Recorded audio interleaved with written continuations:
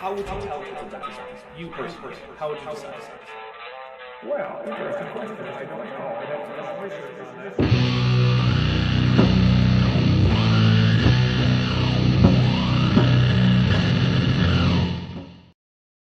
Hey everybody, welcome to Dapper Reacts 14, Young Earth Creationist Grand Canyon Tours. I'm here, of course, as typically, with Vishanti. How are you, Vishanti? Estoy casada. Okay.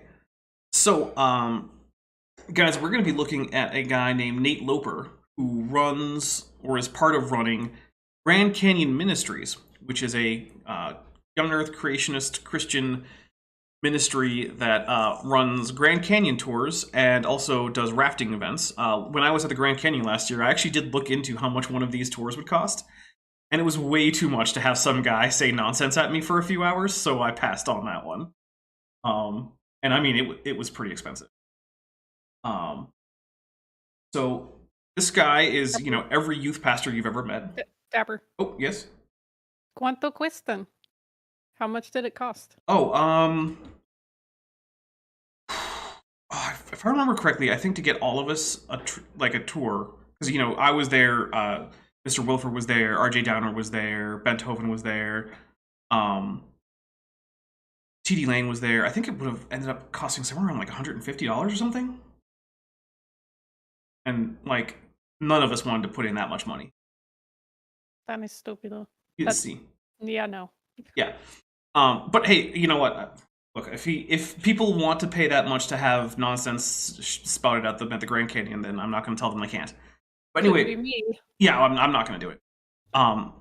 But interestingly enough, right before the show, like less than an hour ago, there's a little story I want to talk about real quick before we actually get into it, because I had the Jehovah's Witnesses come to my door about an hour and a half before the show started, and then we talked for about a half an hour, and their big point was that the Book of Daniel predicted King Cyrus freeing the Hebrew, or we're going Israelites. The name of the people that are the main characters changes several times in the Bible. Judeans, because I think by Judeans, that point, okay. you know.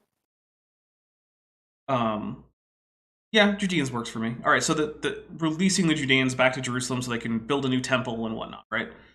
And you know, there's things that in the text of Daniel are presented as predictions.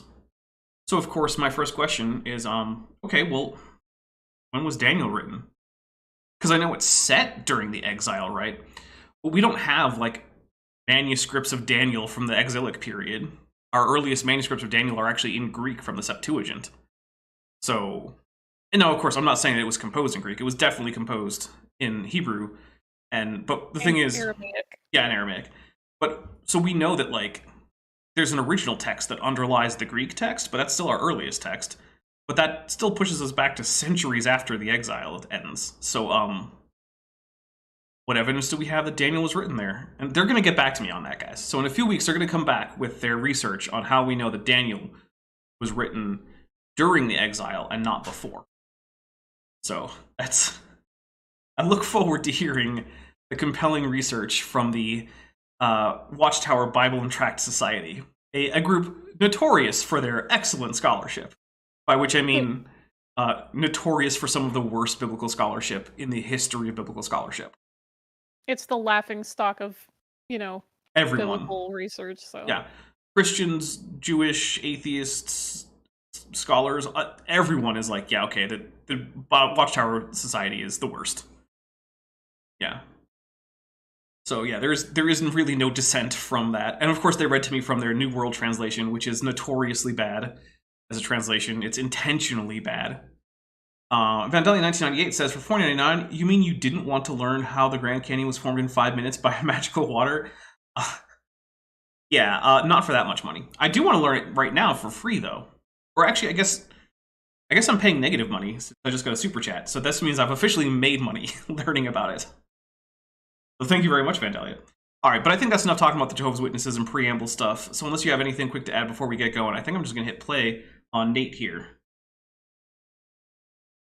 right on. All right, here we go. If you don't believe me... Oh, sorry, he just said he had the best job in the world, but I cut that out because there was music that I don't... and I don't want to get a copyright claim for the music, so...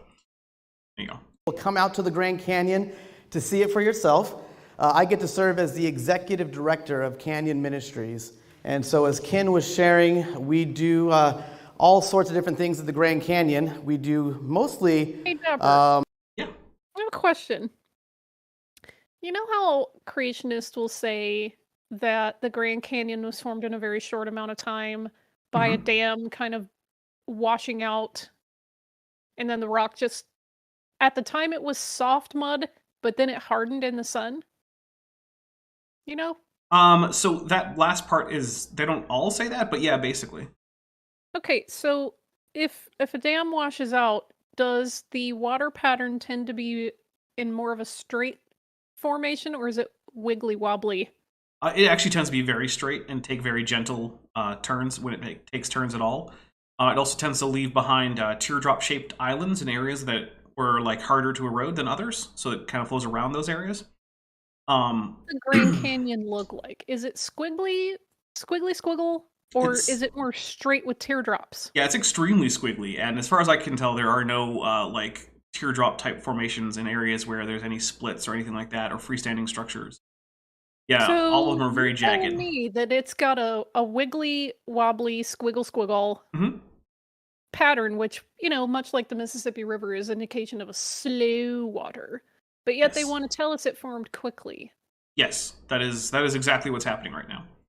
Oh, An erosional feature that has literally none of the features of a spillway, and literally all of the features of a meandering river is being explained as the former and not the latter. oh, okay, just making that clear before we start. Mm-hmm. Yep. river trips and rim tours and all sorts of things.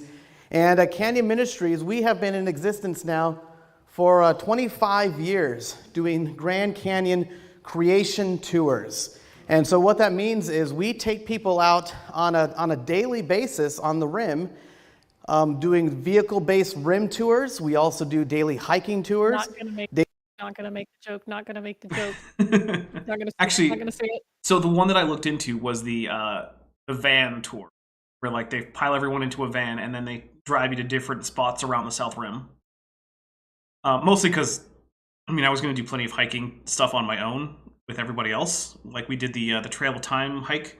We have little, like, I think they're like brass markers that indicate like different ages of different rocks, and they're actually like geological samples that you can just go touch. They're right there from the time in question. We hiked that whole thing, and that's a pretty long trail. That goes most of the extent of like the public part of the park around the South Rim.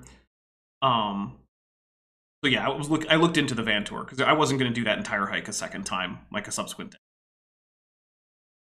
I get tired and my knee gets sore because I have a bum knee. So, which actually the day that we did the Trail of Time thing, by the end of that day, my knee was not happy with me at all. I mean, you have been walking around for several million years. I think you're allowed to have knee problems. Exactly.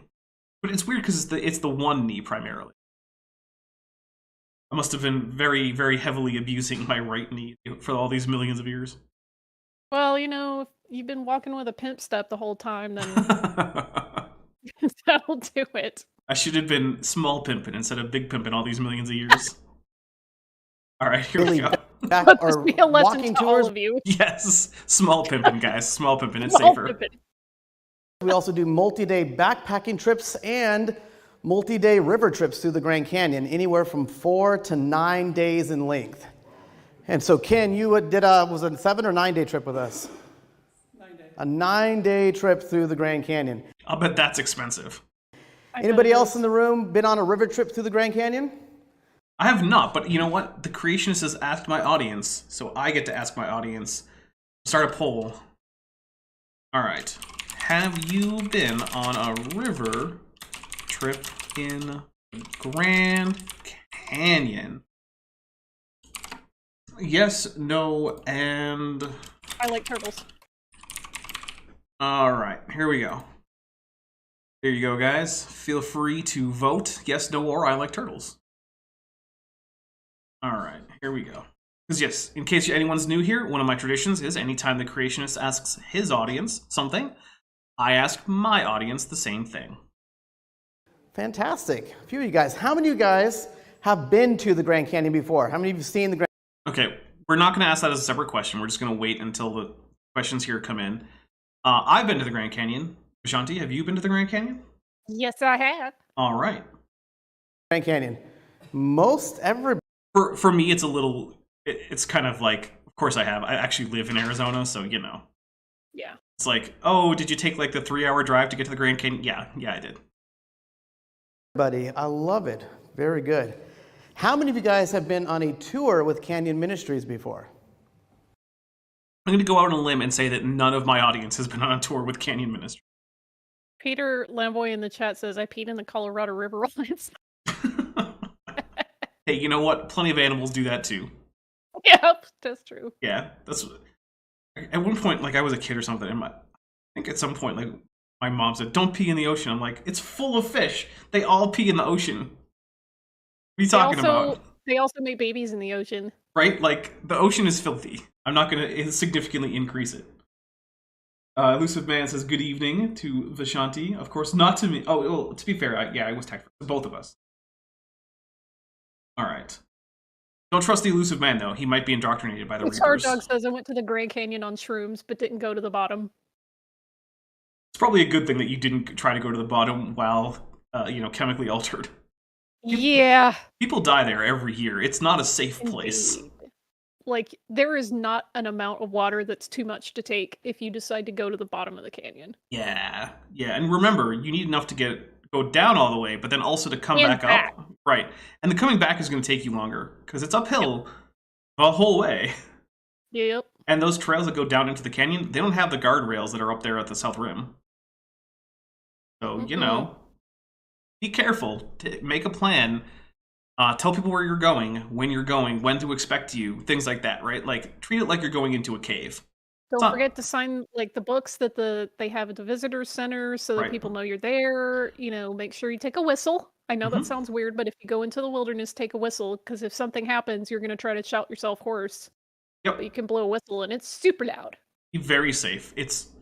Yep. Look, lots of people safely enjoy trips to the bottom of the Grand Canyon and back up every year, right? But every year, some people do, in fact, get seriously injured or die.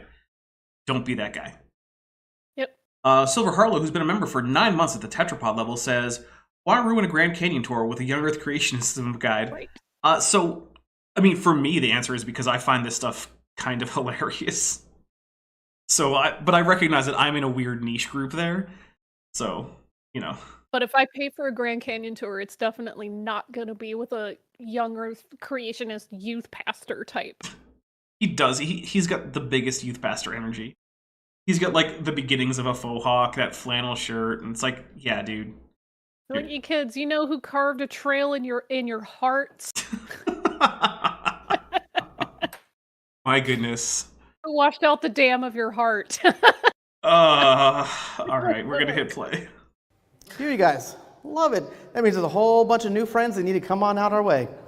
So anyhow, we do daily tours at the Grand Canyon, and we really try to showcase a creation perspective of that Grand Canyon with folks. And which is weird, because essentially every little aspect, like every detail of the Grand Canyon is just completely incompatible with the flood geology.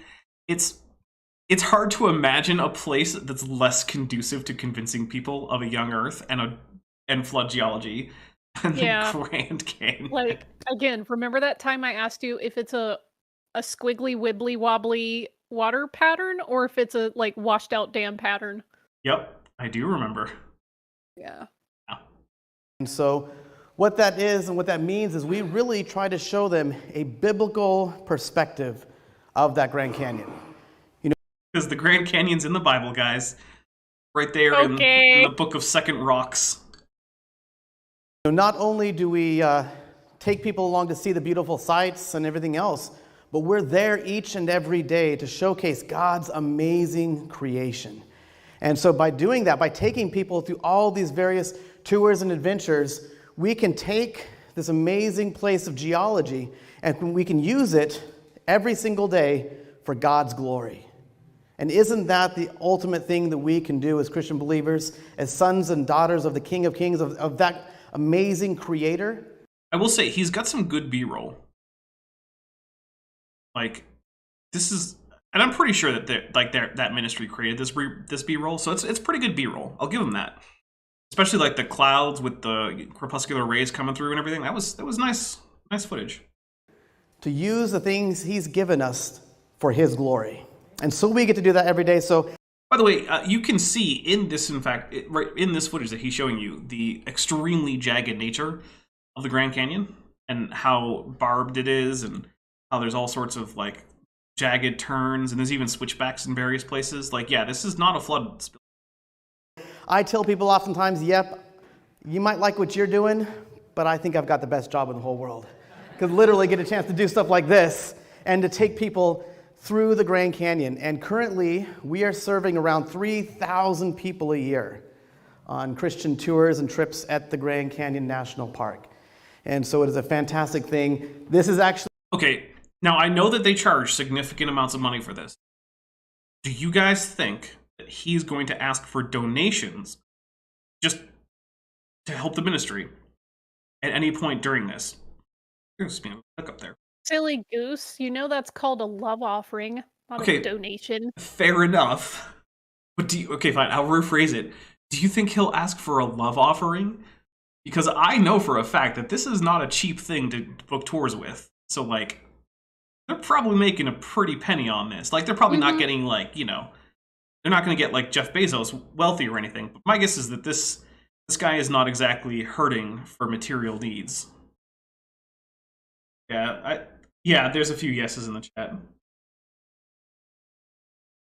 Oh, Silver Harlows, I'd rather take the mud fossil you guy and learn about the animals in the rock than a young Earth creationist guide.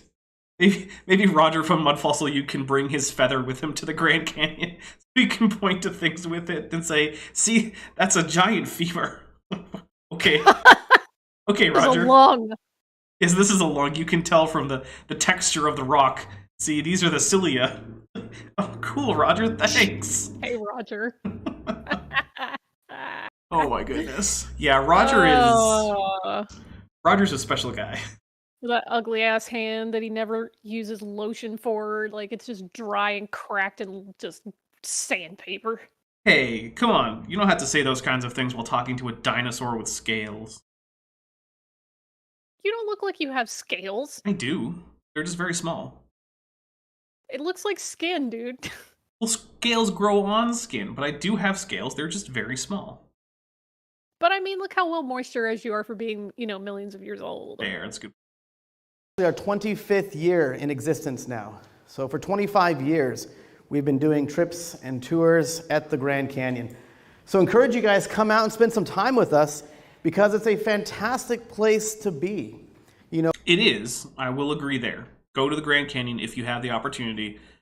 I've been at least twice. I'm pretty sure I've only been twice. But I don't regret it in the least. So why do we do this? Well, because, again, we want to bring glory to God. We also want to be able to share what God has given us at this canyon, which includes, you know, talking and teaching about the plants and the animals and the people history and, you know, Wild West stories of prospectors and miners and explorers.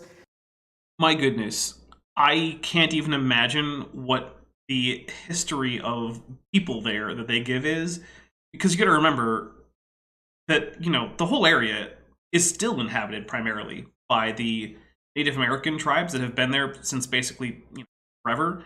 Because even at the height of, you know, the United States trying to drive Native Americans off of their territory, what were they going to go do?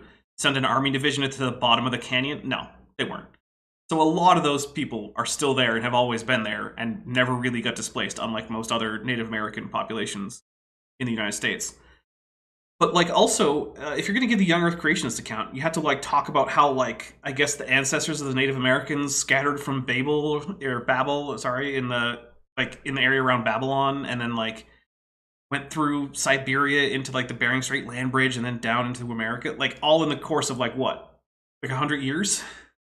To fit it into, like, the fact that we know that Native Americans have been there for, I mean, a very, very long time, basically as far back as we can look in terms of human history. I just can't imagine that his history of the native peoples of the Grand Canyon is in any way adequate. We, of course, also talk a lot about geology, because if you didn't know, there's a few rocks at the Grand Canyon. So we covered that. And most importantly, we showcase all of this from a biblical creation and flood perspective. So that's really why Canyon Ministries exist. We exist, first of all, to be a tool and a resource for the Christian believer to engage them in apologetics and a deeper understanding of both God and His Word and His world around us. And secondly, we also serve as an evangelistic ministry. So we're daily out there. There are 5 to 6. Hold on. Does that mean that they're out there just preaching people? Like, are they doing street preaching at the Grand Canyon? God, I hope not. But they probably are. They probably are, because the thing is, I can't imagine, if he's saying, so we have an evangelical focus, right? I can't imagine a whole bunch of people who are just like, not Christians, but sort of open to the idea of Christianity and specifically young earth creationism, just signing up for these expensive tours. Like, that seems unlikely, the only thing I can think of is that, yeah, they're just doing street preaching out of the Grand Canyon, which I'm glad I didn't have to deal with that the last time, or the couple times I went to the Grand Canyon. I'll just say that. I'm glad I did not have to deal with it. 1 million people every year that come to visit the Grand Canyon. And we serve as a voice in the wilderness, a literal wilderness, right? Out there daily. Although, not all of the Grand Canyon is a literal wilderness. There's actually a town over at the South Rim that's on the park grounds and primarily inhabited by park workers. There's actually signs about like what you can and can't do when you're in that part of the park on the basis of like local noise ordinances and whatnot for like the town. So, yeah. And also letting you know that you're not allowed to just enter people's houses, even if they're part of the park. Because that's some guy's house. You can't just go in there. Please don't trespass in other people's homes. Sharing the name of Jesus and hoping that that name would echo and resound from the canyon walls into the 4 corners of the whole earth. And so being out there daily, I've had park rangers come in and listen to talks I'm giving. I've heard guys from other tour companies come and listen in. We've started off talks standing along the rim with maybe 5 or 6 people in our group, and by the time I'm done talking, we have 20 people standing around tuning in and listening. Okay, so that's not quite as bad as just standing there street preaching. Less, like, hey, we have these paying customers, but we're not going to like kick other people out who are just going to stand around and watch. But they also probably aren't going to be allowed in our van when we take our tour group to the next spot. That's a reasonable amount of trying to, preach at the Grand Canyon. So, okay, I'm fine with that. So it gives us daily an opportunity to share the gospel of Jesus Christ with millions and millions of people that step up to that rim, look at this awe-inspiring view and say, wow. And then they say, how did this happen? Fun fact, how it happened is plastered literally everywhere across the park, at least at the rim, right? Down in the canyon, less so. But like, if you're at the north or the south rim, it's everywhere. In detail, complete with also books if you want more information. And Vandalia 1998, I can't get that right for some reason, for $2. Man. No, it says for $2, does river trip mean the rapids or slow water? I would imagine both, because the rapids are kind of interspersed across the canyon, and you can't really avoid them. I mean, I guess you could just pick up your rafts and walk past them, but I'm going to go out currently and assume that it includes the rapids. Maybe not, I don't know. You could call them and ask. I'm sure that they're Grand Canyon Ministries. If you Google it, you'll find that's where I got the images for my thumbnail. They're easy to find. Happen to be there, and we can, hopefully tell you guys a few things about that. Basically, a lot of water in a little bit of time, which is what we're going to be talking about. The exact opposite of what would actually form a canyon like this. Got it. About tonight. And so why the Grand Canyon? Why are we there at the Grand Canyon? What is so spectacular about this place? Well, I think President Teddy Roosevelt kind of said it best. Teddy Roosevelt said, in the Grand Canyon... Okay, this is just a graphic design thing. The top part of this with the sky is too bright for you to just put white text on with a light drop shadow. Yep. You need you're going to need a much heavier drop shadow at least.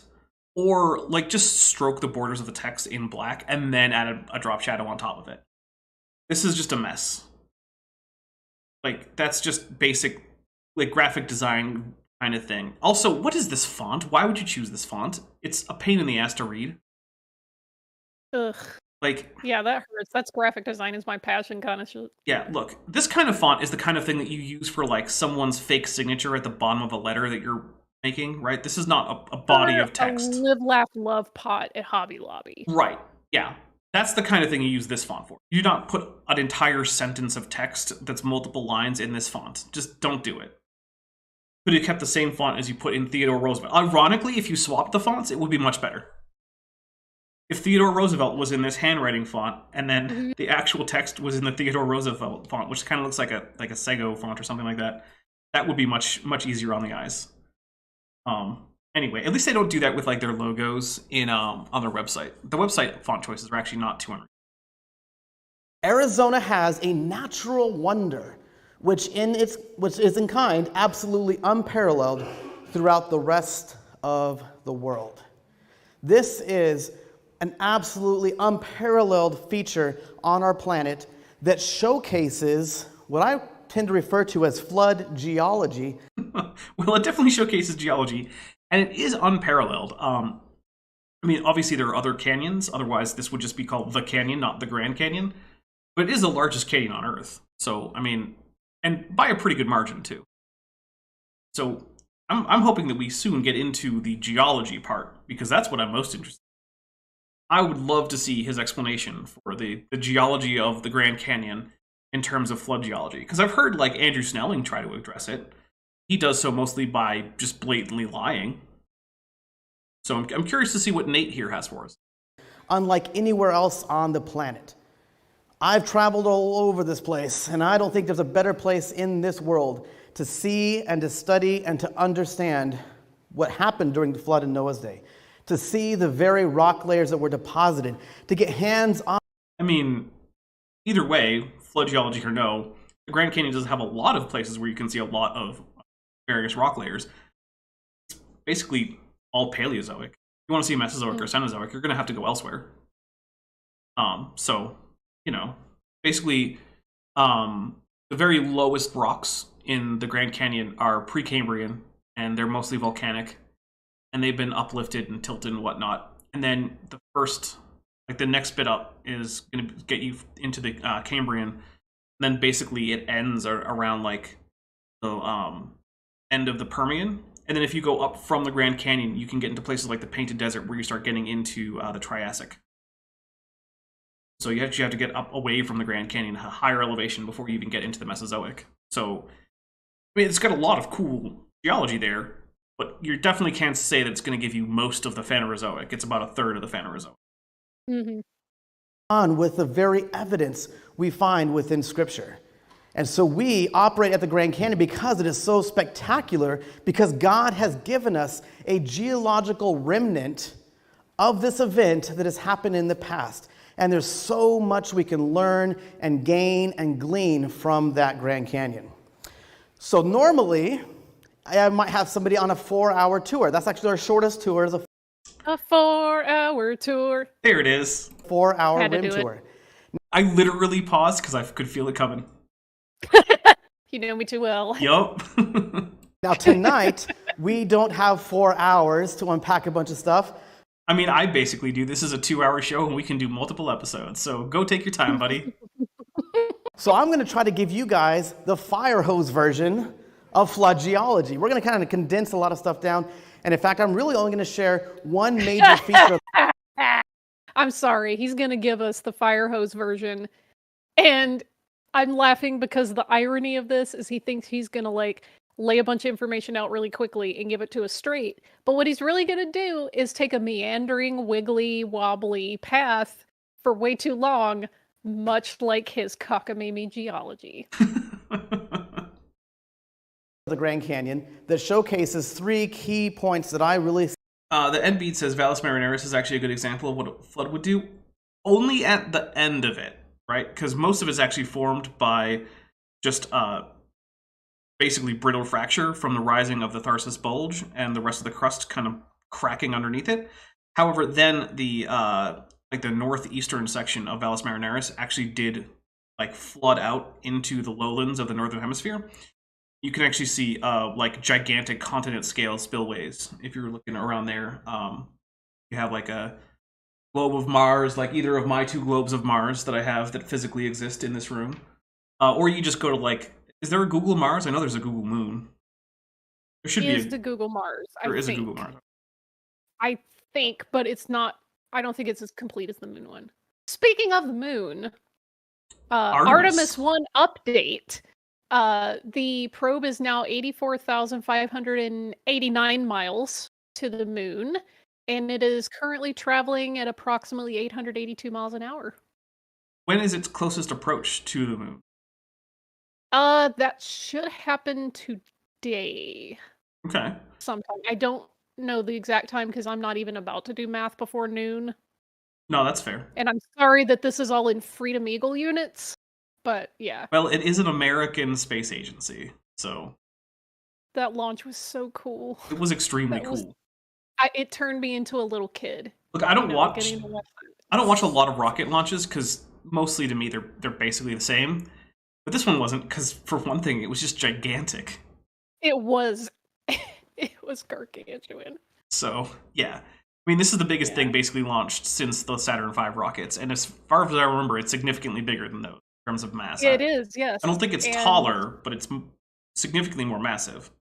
Yeah, and this is one of those really weird things you don't necessarily think about, but like we haven't been to the moon in like 50 years. Yeah, basically. You know? And it's just so cool getting to experience that, like our generation getting to see moon launches, and we're going to send astronauts back there. That's the coolest stuff. Turn into a little kid. And then we get to hear new conspiracy theories from the flat earthers. That'll be fun too. I love it. They are just cope and seeds all over the place. Like, oh, it's fake CGI. This is da-da-da-da. I'm like, okay. And I love man, you're about to get 4K moon pics. Like, I love that the best evidence they have is like, look at this NASA website. See, this is CGI. It's like, yeah, everyone knows. like, this is a freaking CGI tracker. What do you want me to do? It's like this is a simulation of what's going on. There's actual footage you could look at. No, you don't want to see that? Okay. Yeah, they actually had, cameras on the rockets. They have cameras on the probe. Like, you could tune into these live streams. NASA has them going on their YouTube channel, so... But you'd rather complain that a NASA.com website has a CGI version of the Artemis 2. Okay. But speaking of their website, I will put in the link to the Track Artemis Yes, page, please do. even though it is slow AF. Oh, yeah. Well, that's why. It's because everyone's looking at it. It's running at, like, 56K dial-up speed, but you can track it in real time. You can kind of get an overview of the mission. You can look at it from like Earth perspective or the little satellite perspective, so it's very cool. And that has now become the pinned message, and our poll is done. Have you been on a Grand Canyon river trip? No, 69%. Nice. I like turtles. Nice. 26%. Yes, 4%. Okay. And that was with 69 votes. By the way, guys, do hit like. It helps a lot, and I noticed that about half of you haven't.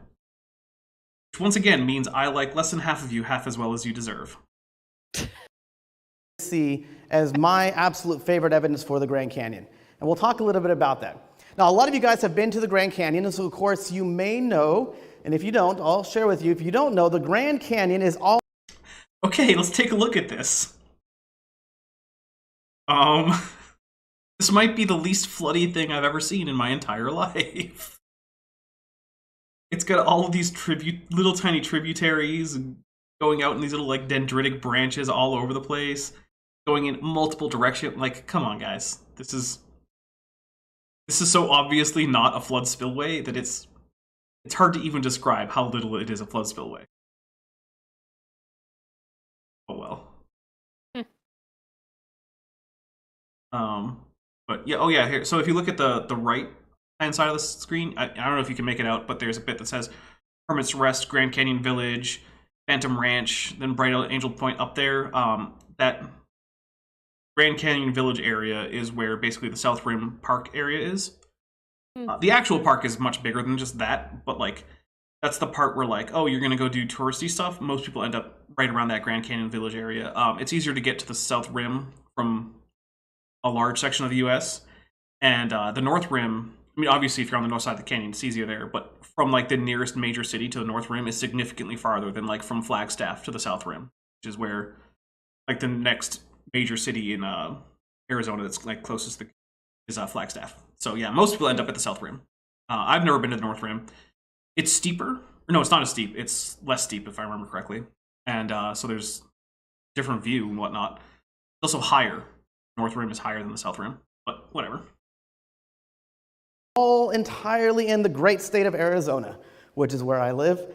Well, it depends on exactly how you define it. There's some valleys and whatnot that are not so grand that extend outside of Arizona, but whatever. Also, Lake Mead kind of used to be part of the canyon, and a lot of that is in New Mexico, but like, yeah, again, whatever. And the Grand Canyon starts way up here. You start dropping into what we call Marble Canyon, this little stretch up here, but technically Grand Canyon National Park starts right up there. And 277 river miles. That's how long the Grand Canyon is. 277 miles is measured by the river, so it's 277 miles long between Lake Powell and Lake Mead. The Grand Canyon is 10 to 18 miles wide from side to side. So we are 10 to 18 miles across. If you're standing on the South Rim, typically you're going to be right around here.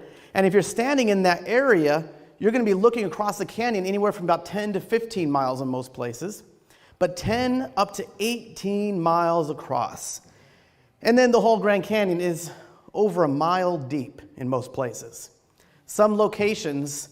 If you're so susceptible to vertigo, be careful when you go to the Grand Canyon, because, yeah, looking down that far can be a little disconcerting.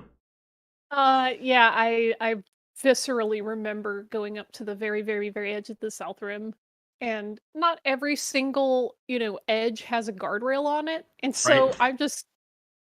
I got this existential terror in my Yeah. veins when I was inching closer, and I was like, okay, I'm 3 feet from the edge, and I'm still just like, this is close enough. Yeah. It's... look, you can get plenty of adrenaline going if you go to the Grand Canyon. It gets over 6,000 feet, and 6,093 feet actually is the maximum depth that we have at the Grand Canyon. That's a long ways down, right? It's a long ways across, and it's a long way from end to end. Yes. Now, it's kind of like that's why they call it that. it's not necessarily the deepest canyon on Earth. Spacing That's actually out when Vandalia's last super chat was read. Sorry, say that again? Was I spaced out? Vandalia's chat about the NASA's PC. Oh, no, I think I just missed it. I'm sorry about that. I Yeah, I don't think I must have spaced out too. Sorry about that, Vandalia. My apologies there. Look, guys, if I ever miss one of your super chats, just tag me and let me know, and I will go back and check it. Because sometimes I miss things. I didn't. Somehow I missed it completely. Vandalia 1998 for $5 says, I like thinking about the new space race, especially now since our cell phones now could probably outprocess NASA's PC. Then, yeah, it's absolutely true. Could. Yeah, by many orders of magnitude. Yeah, your smartphone is considerably more powerful than anything that was on the Apollo missions in terms of computing power. Mm-hmm. But the thing is that orbital mechanics actually don't take that much computing power to figure out using the patched conic model that that NASA was using for the Apollo missions. So basically, patched conic models, instead of using n-body gravity simulations, they just assume that you're only acted upon by one body at a time. And then you switch which body counts basically once you go from more of one to more of the other. And while it's not completely accurate, it's accurate enough that you can get close enough that you need minimal correction burns. But that's one of the reasons why the Apollo missions had correction burns, is because the patched conic mathematics that they were using were only approximations of the actual n-body gravitational fields that were actually being experienced by the rockets. So, yeah. Good point. It says our cell phones can outprocess them, but we don't have people any longer who can write a program which uses less than 500 megs of RAM. Yeah. Well, okay, so that's not entirely true, though, because a few years back, I remember very specifically, there was a, how small can you make a computer program thing? Mm. And there was a computer, basically a first-person shooter game, and the entire thing could fit several thousand copies on a floppy disk. But then it uncompiles into an actual computer game that could not actually even fit in the RAM of any computer that could take a floppy disk. So there are people out there who can who can just squeeze down all sorts of stuff. And it basically all used procedural stuff. Like most of the modeling and all of the textures and materials were all done procedurally. So short little mathematical equations were just stored in there. Yeah, it was Krieger, that was the name of the game. It was, and yeah, as Fibonacci 8 says, the demo scene is still a thing, which is, very compact files that open up into art demos. Tapioca Weasel says Doom can run on a pregnancy test. This is literally true. Yes. Yeah. It's the display is fabulously bad at displaying Doom, but it can technically run. It's one of the tests is, can it run Doom? I actually saw a guy who ran Doom on a Raspberry Pi entirely powered by potatoes. Sweet! Yeah. I mean, it took him like several hundred potatoes, and he had to wait till they started to rot so that more of the electrolytes were in the potatoes. So, I mean, he was in a horrible-smelling garage full of rotten potatoes, all linked up in series. But yes, it did run Doom on a Raspberry Pi. So, because he was like, "Can I?" Why would you call it Raspberry Pi? You need to run Raspberry Pi on Raspberry Pis. Well, maybe next time. That would take a very, very, very large amount of raspberry. That would be so expensive. Raspberry Pis are so much more expensive than a potato. I know. My goodness. But yeah, because his entire project was like, can I run Doom on a literal potato? And turns out, technically, no, you can't run it on the potato itself, but you can run it on something powered entirely by literal potatoes. So, anyway. Like, we can send rockets to the moon and run shit on potatoes. Will the computers on Artemis be run off of potatoes? Probably not. They probably have a big old battery. Over in Nepal, it's not even the widest canyon. Okay, there are other canyons that are wider. Oh, was other hardware, says Neferretti, not the actual pregnancy test. Ooh. But when you put all those factors together of deep and wide, deep, come on with me and wide, my yes. Goodness. Please don't. Some have There's said, a canyon flowing deep and wide. Damn it. Sorry. Ugh. this is the largest canyon on the face of the earth by total volume, okay? Now, this canyon, in fact, is so big, you can see it from outer space. I was hoping they would say, how big is it? But they didn't. Yeah, how big is it? And the Apollo astronauts, when they were landing on the moon back in the 1960s and early 70s, well, they sent pictures of the Earth from the moon, and believe it or not, standing on the moon, you can still see the Grand Canyon. I'm going to press X to doubt until I see a photo with that in it. Yeah, it's... So there's a few things there. Oh, I'm going to just say that Earthshine would be a mitigating factor, but also the fact that compared to the size of the Earth, the Grand Canyon is not that big. Yeah, plus, even if the astronauts were reporting, oh yeah, I can see the Grand Canyon. Well, people sometimes see what they want to. Like, remember how, was it Percival Lowell thought he saw all these various canals on Mars, and it turns out, no, none of that's true? Mm-hmm. He was very convinced. He had very nice maps and everything. So, like, even... But also, like, that's partly a translation thing, because canali is...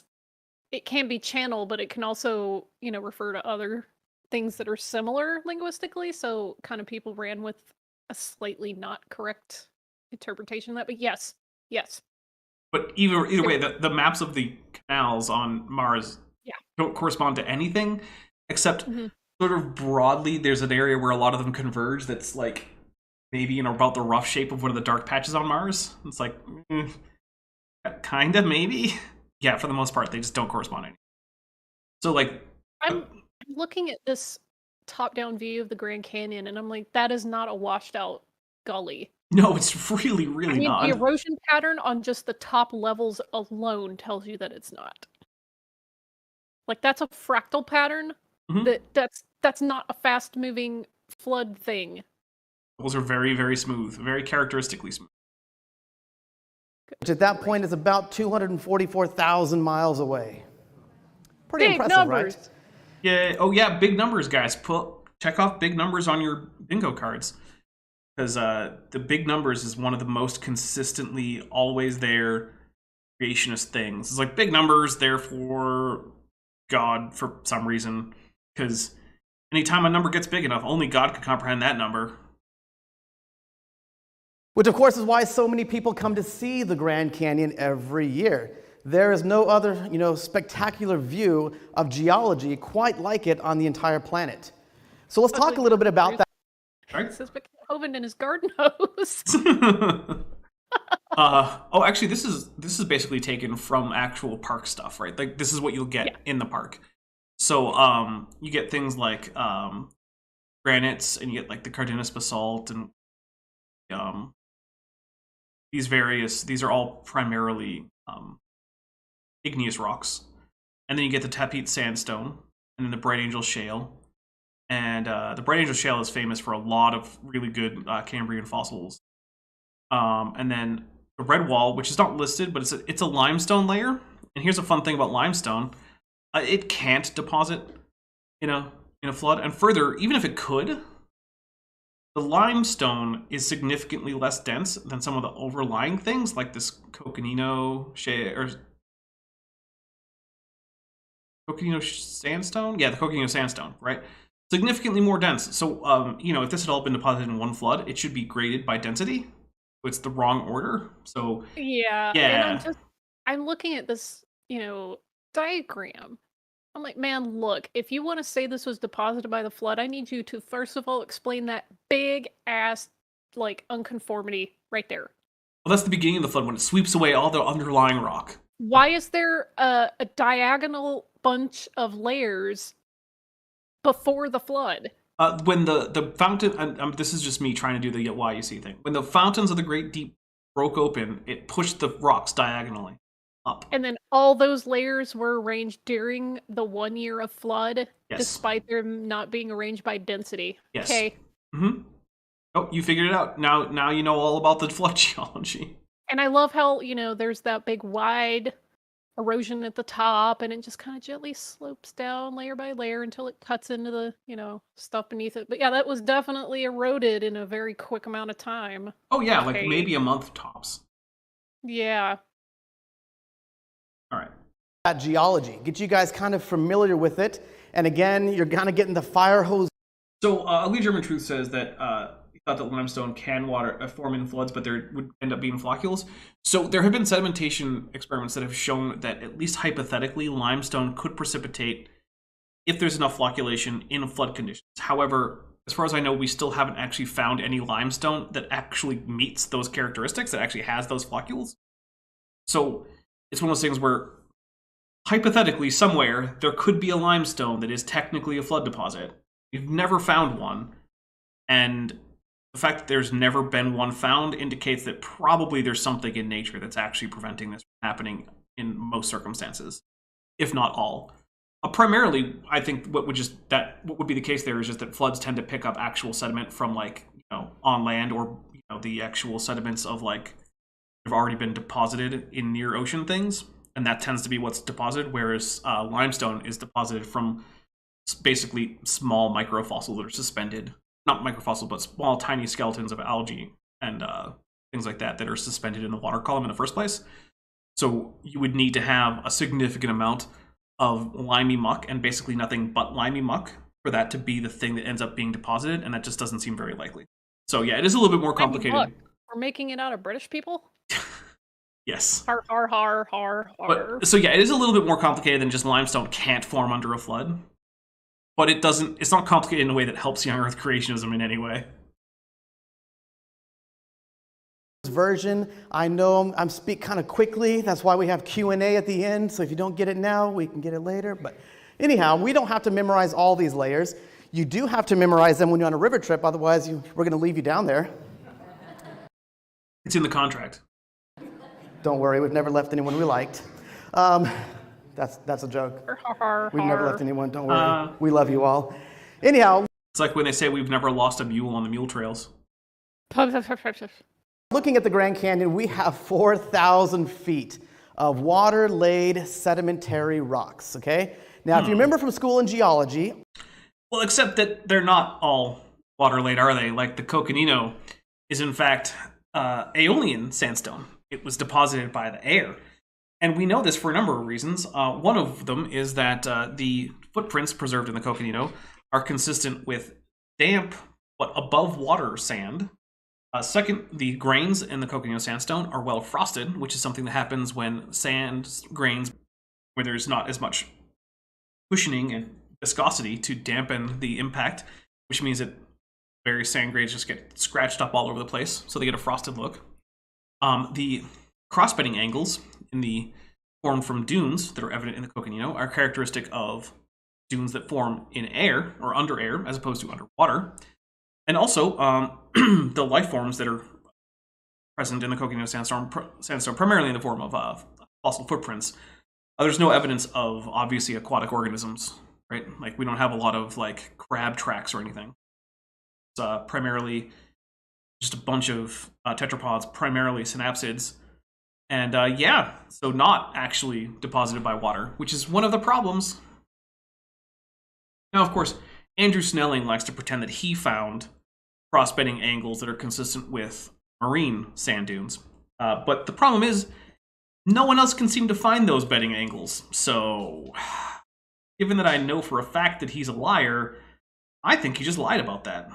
And you know what, Dr. Snelling, if you watch this and you decide that you want to clear your name, feel free to tell people exactly where you found them and have independent people go and check your coconino sandstone cross-bedding angles. I don't think you will. All rocks around the world fall under one of three different classifications. So we have sedimentary, which is the majority of the rock covering our planet. Most of our on land, maybe. The majority of the ocean floor is basalt, so not really, but whatever. Planet is covered by water-laid sedimentary rock. And I just want to point out that sedimentary doesn't mean water-laid. Those aren't the same thing. All rock deposited by water is sedimentary, but not all sedimentary rock was deposited by water, so it's not all aqueous stuff. These are rocks like sandstone and limestone and shale. Those are the predominant rock layers you see at the Grand Canyon. But if you remember from school in geology, we have two other major rock types. We have sedimentary. The second one might be called? Metamorphic. And somebody said? Igneous. Yay, they paid attention in like 4th grade. Hooray. Guys are the smart group. Ken, very good. We got the good group tonight. Well done. Absolutely. So sedimentary would be our first one. Our second one would be igneous rocks. And igneous rocks are rocks that come up from lavas and volcanoes, right? You can think of them like cooled magma. That actually makes it a little bit complicated because there is a rock called tuff, which is consolidated volcanic ash, which comes directly from volcanoes, but then it also is deposited as sediment, so it has the characteristics of both igneous and sedimentary rock, which also is why it often contains fossils, because lots of animals are susceptible to death by volcano. If they're covered in ash, then they can then be preserved, because also a lot of the things that would normally scavenge or decompose those organisms are also susceptible to death by volcano. It turns out volcanoes are really deadly, despite the fact that some young Earth creationists propose being launched by volcanoes as how the various uniquely Australian fauna got to Australia after the flood. I'm not kidding. There are creationists who seriously suggest that maybe volcanoes shot kangaroos to Australia. Yep. I mean, I think maybe Matt Powell thinks that, since he thinks that rafting is nonsense, which is weird. Guys, we're gonna take a quick break because I'm running out of my beverage, and I ate super spicy ramen earlier, so I am still having a little bit of that fiery feeling. So, and refresh my beverage. Who knows? Maybe I'll even grab coffee. It's still early enough for me to want coffee. So I will leave you with the intermission, and Vishanti and I will be back in just a little bit.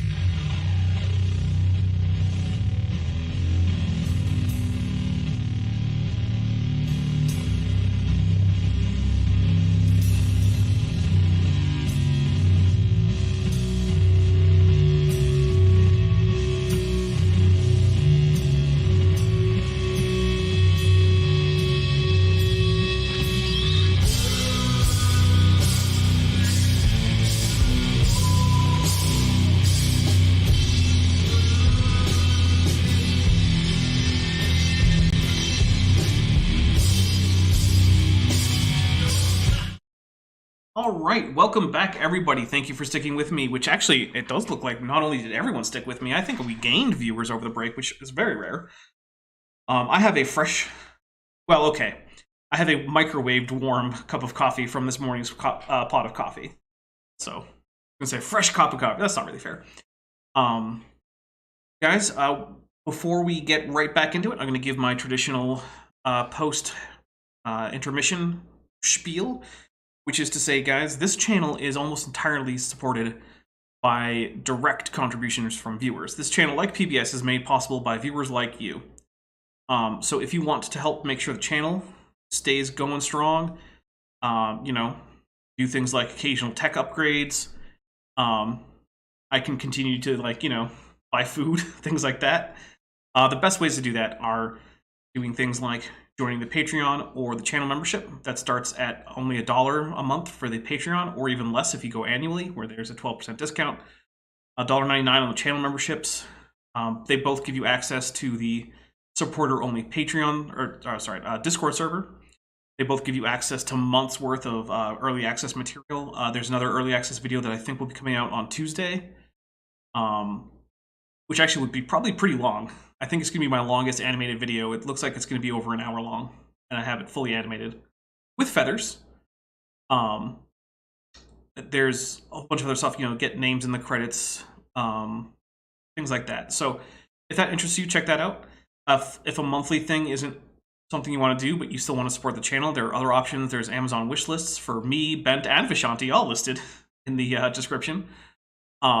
There's also a merch store on Teespring where you can get Dapper Dinosaur mugs, shirts, blankets, pillows, stickers, baby onesies, all that stuff.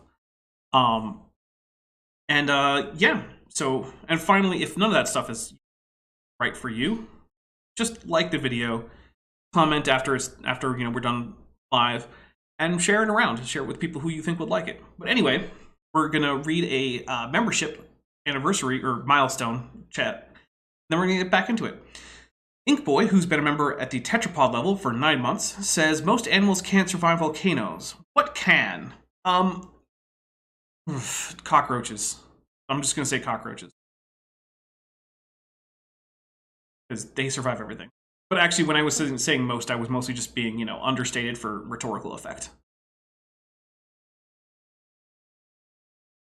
All right, Vishanti, are you ready for more of this nonsense?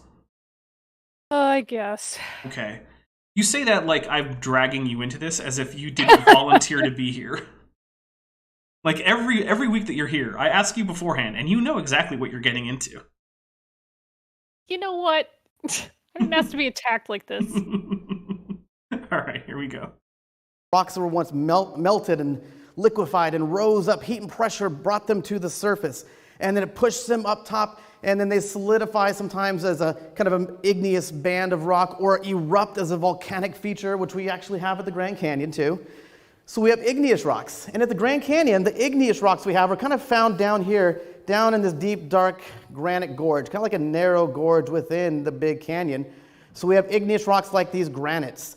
This is the Zoroaster granite you would see at the Grand Canyon from the rim, kind of a pink feldspar granite. And I do appreciate the people who name the Zoroaster granite going outside of like the normal areas where you name things, because it's usually like, you know, like Greek or Roman mythology or like the Bible. But then this time they were like, no, we're going to go with ancient Persian religions. With Zoroaster. Bring some Zoroastrianism into it. I just appreciate it whenever, you know, scientists kind of branch out from the typical things. You know? I don't know. That's just me. Oftentimes gives us these igneous intrusions, these veins of rock squeezing up in between other rocks. And then we have the third rock type, which somebody said over here was? Metamorphic. Come on down here. Come on, what's your name? Prize? Super proud of herself. Elliot, come on down, Elliot. Elliot, I've got a Golden Carabiner Award for you, my friend, because you knew that rock I guess it was a kid. type, and he's younger than all you guys, so he's really cool. There you go, Elliot. Thank you. You're welcome. I might just get demonetized for Elliot even existing on this video. Darn it. I'm just going to assume that he's 14, which makes this okay, because of YouTube. Ministry's Golden Carabiner Award for you, my friend. How much you guys want to bet that that's not actually made of gold? I'm pretty sure it's not. I love kids.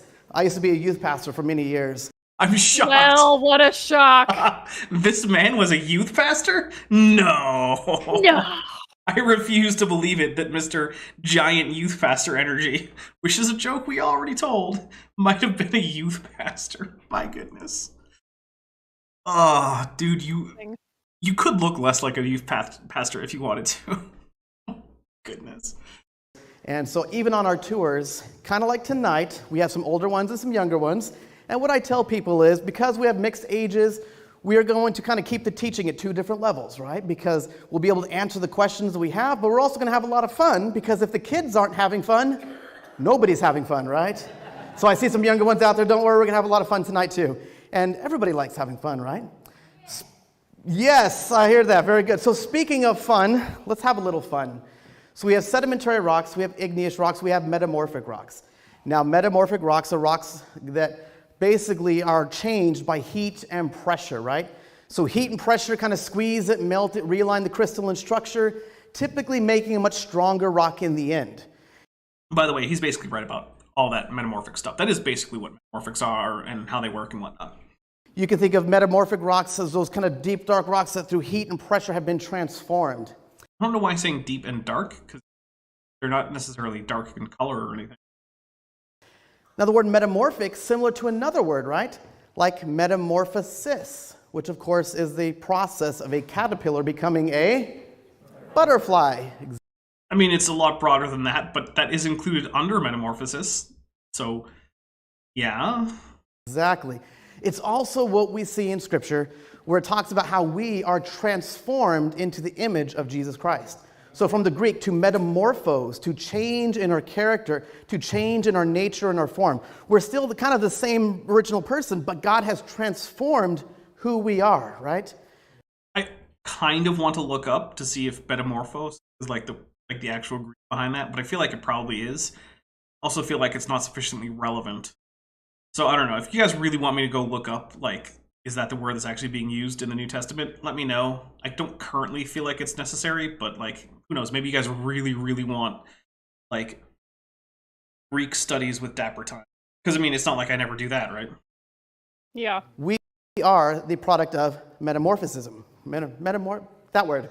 So we can see at the Grand Canyon rocks that have also transformed. Sedimentary, igneous, metamorphic. Now, thinking about those three different rock types, most ladies tend to love the metamorphic rocks best. And why is that? Is he going to go because diamonds are metamorphic and we're leaning really heavily into stereotypes? What do you think? Vishanti, is that what we're that's doing? a good question. Because Yeah. I think we're about to lean really heavily into girls like shiny rocks like diamonds. Which, I mean, most people do. Because diamonds Yeah. are a girl's best friend, right? Isn't that how the song goes?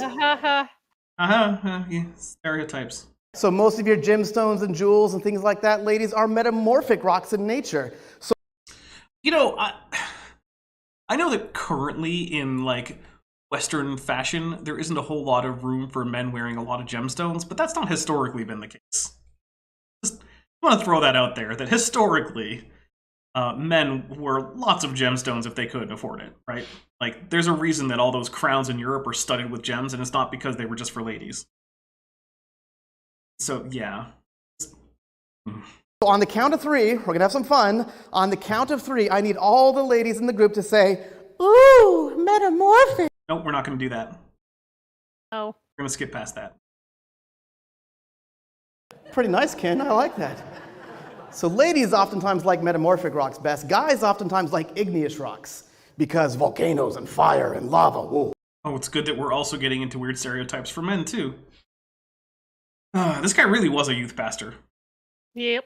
Oh, those deep, dark, fiery rocks. So on the count of three, all the guys in the group are going to go, oh. Nope, we're not going to do that either.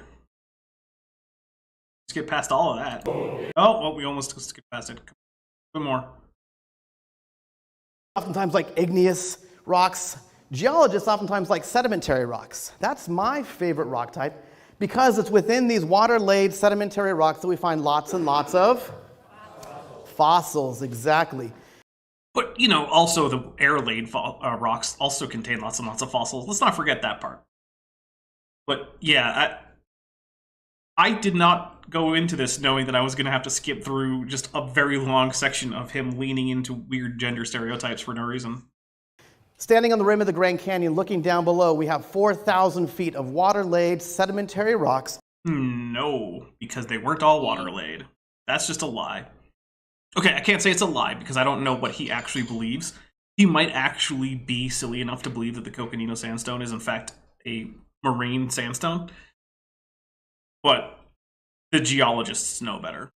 And Gupdu3, who's been a member for 5 months at the tetrapod level, says, geologists confirmed for non-binary. That contain millions upon millions of fossils. But not just any old fossils. Oh, saying millions and millions is an understatement. We're talking quadrillions. Yeah. Just in one small section of the United States and Canada, there are enough cephalopod shells from belemnites that would mean that if they had all lived during the same 1-year flood, there would have been one belemnite basically per, like, square foot in the ocean. The entire ocean. Which is like, you know, 3 per, or no, so that's like 9 or so per square meter in the entire ocean. Or sorry, cubic meter. Yeah. No, that's not a thing. There's way too many fossils for them all to have been alive during 1 year. It's physically impossible. The flood wouldn't have been a flood of water. It would have been a flood of like jellied microorganisms and squids, just floor to floor, wall to wall. All over the place, just everywhere. It's just not possible. There's too many fossils. They could not have all been alive during one flood. The majority of what we're finding there are marine ocean fossils. That's true. The majority of the fossil-bearing strata in the Grand Canyon are in fact marine, shallow marine areas.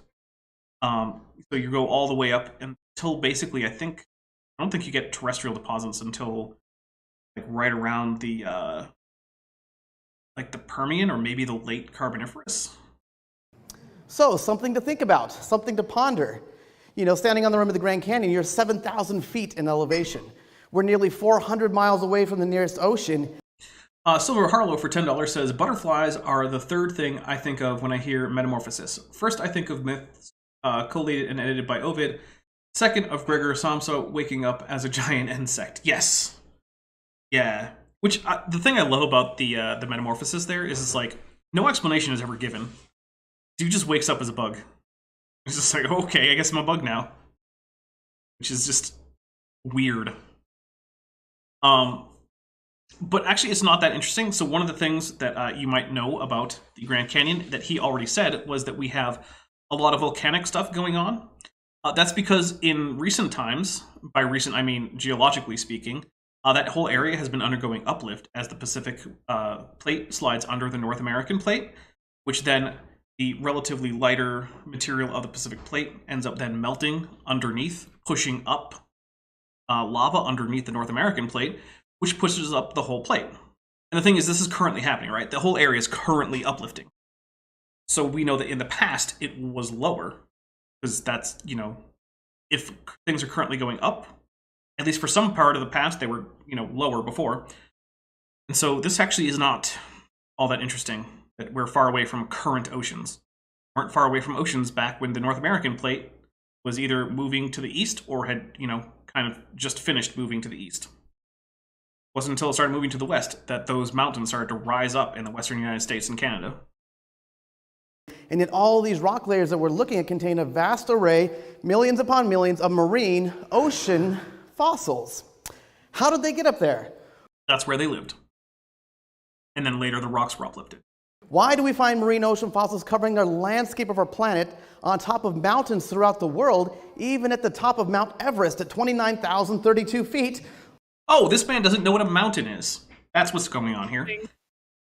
Oh my goodness. Mountains don't just appear, right? And they're not eternal. Mountains are formed. And what are they formed by? Various plate tectonic processes that lift them up from lower elevation, including under the water. This is just the basics of what is a mountain, right? Mountains don't just exist without explanation. from the primordial state of the planet. They're caused by things that push things up. That's why they're tall. Mountains aren't deposited as mountains, they're uplifted. Now, there's more than one kind of uplift, like the mountains he's talking about here. These areas are primarily being uplifted by lava welling underneath, which is also why we have relatively recent lava flows in the Grand Canyon that you can just go see. But also there's mountains like the Appalachians, but also more dramatically now, the Himalayas, which are being pushed up as two continental crusts push into each other, causing some of the crusts to buckle up. Because it would buckle down, some of it does to some extent, but buckling up is easier because it's less dense than the material of the mantle right below the crust. The majority of it goes up because of buoyancy. So, like, yeah, this guy just doesn't know what a mountain is, which is just wonderful. You definitely want to have a guy giving you a tour of the Grand Canyon who doesn't know what a mountain is.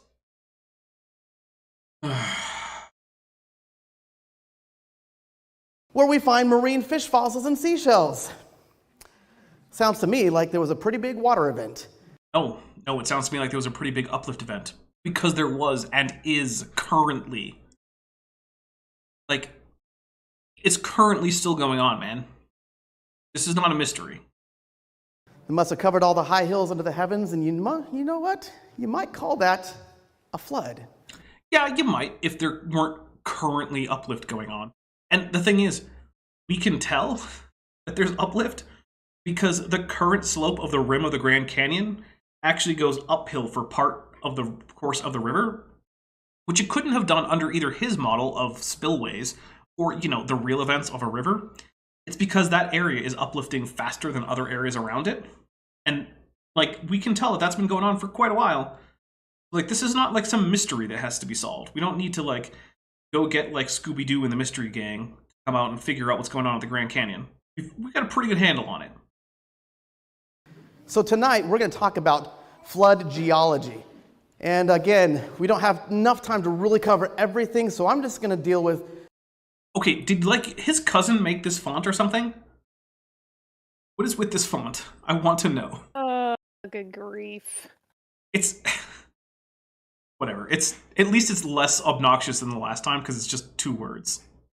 Yeah. But I do want to know, Nate, was this made by, your cousin or something, and so you're being super nice to your cousin by using his font all over the place? Is that what's happening? 3 rock-solid evidences for a global flood is seen at the Grand Canyon. 3 of my favorite things. So we'll jump right in there. So, oh, good. When we look at the rim of the Grand Canyon, we talked about the different rock layers that we have.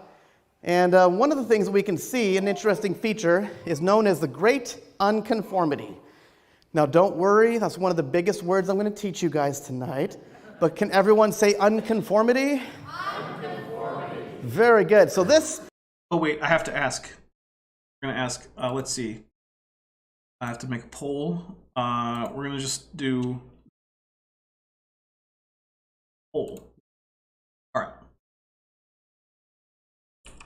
Can you say unconformity? Give me a second.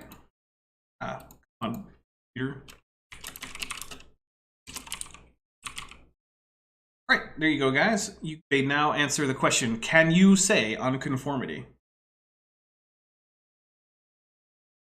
Is a picture of the Great Unconformity that I took a few years back. And the Great Unconformity is a physical geological feature where rocks do not match up. So no, it's where they're discontinuous, right? Mm-hmm. There's no such thing as the rocks matching up. I don't know what that means. Because ultimately, I would think that if the rocks match up, then what you're basically just saying is it's 2 different parts of the same stratum. Because that's what a stratum is, right? It's all the rocks that were laid down in a particular depositional environment. Therefore, they all match, right? So, yeah, it's a discontinuity, an unconformity, where the rocks were not continuously laid down. Some gap occurred between them. There was erosion somewhere in there. Geologists call these unconformities. The rocks do not conform to one another, and geologists look at them oftentimes as tremendous amounts of missing time, big missing time periods in between when one rock section was either deposited or formed, and another layer or another section was deposited on top of that. So why is this, right? Why is this just something that geologists just made up one day? Well, what's happening is, in order to get a relatively flat interface between these uplifted rocks below the Great Unconformity, or tilted, and the actual sedimentary rocks, there has to have been significant amounts of erosion, right? And erosion, happens at paces that are calculable, right? And when it happens at much higher rates, we can tell because things happen like the erosion isn't very flat. So for instance, if you have just a huge amount of water pouring over these uplifted igneous rocks all at the same time, they're going to weather away in sort of a jagged fashion as things will happen, like rocks will slam into part of another part of the formation, break off a chunk, and things like this. Whereas if it happens at a more sedate level, where, just for a while there just isn't deposition here, so all that's acting is relatively uniform erosion, you will get some differences in level based on things like the hardness of the underlying rock, but it will be a much smoother thing. And that's actually what we're seeing here. We're seeing a pretty smooth unconformity, which indicates it's probably, a relatively sedate pace of erosion.